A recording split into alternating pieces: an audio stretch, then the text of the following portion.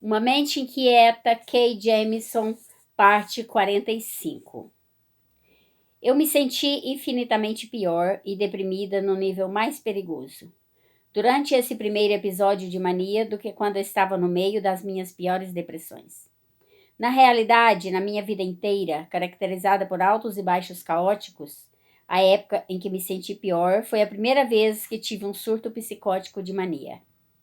Eu havia tido episódios brandos de mania anteriormente, mas aquelas experiências nunca haviam sido assustadoras, inebriantes na melhor das hipóteses, desnorteantes na pior. Eu havia aprendido a me adaptar muito bem a elas. Havia desenvolvido mecanismos de autocontrole, de modo a moderar acessos de riso excepcionalmente inconvenientes e a impor rígidos limites à minha irritabilidade. Eu evitava situações que poderiam, de outro modo, desengatar ou emaranhar minha fiação hipersensível. E aprendi a fingir que estava prestando atenção ou acompanhando um raciocínio lógico quando minha cabeça estava longe, perseguindo borboletas em 1000 direções.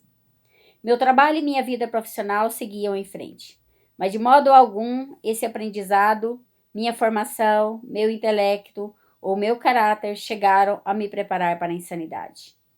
Embora as coisas viessem caminhando nessa direção há semanas, e eu sem dúvida soubesse que algo estava muito errado comigo, houve um ponto preciso quando soube que estava louca.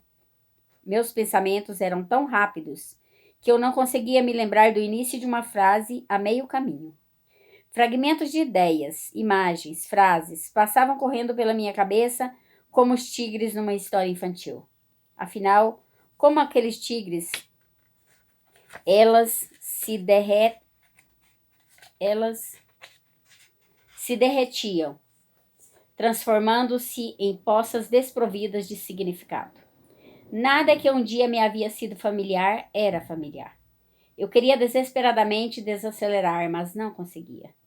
Nada me ajudava, nem correr horas a fios no estacionamento, nem nadar quilômetros. Meu nível de energia não era atingido por nada do que eu fazia. O sexo passou a ser intenso demais para o prazer, e durante a relação eu sentia minha mente envolta por linhas negras de luz que me eram apavorantes. Meus delírios se concentravam nas mortes lentas e dolorosas de todas as plantas verdes do planeta, trepadeira por trepadeira, haste por haste, folha por folha. Elas iam morrendo e eu não podia fazer nada para salvá-las. Seus gritos eram dissonantes. Cada vez mais, todas as minhas imagens eram sinistras e de decomposição.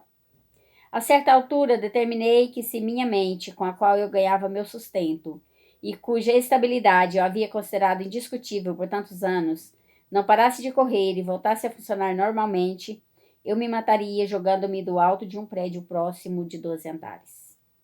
Dei-lhe o prazo de 24 horas. Naturalmente, no entanto, eu não tinha nenhuma noção do tempo, e em 1 milhão de outros pensamentos, magníficos e mórbidos, se intrometeram, passando velozes.